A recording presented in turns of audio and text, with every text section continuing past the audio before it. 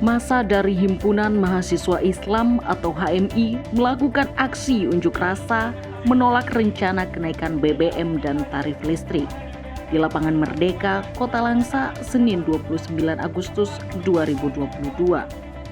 Para demonstran melakukan long march di Jalan Ahmad Yani, Kota Langsa, kemudian bergantian melakukan orasi sambil meneriaki yel-yel penolakan atas kenaikan harga BBM dan tarif listrik tersebut.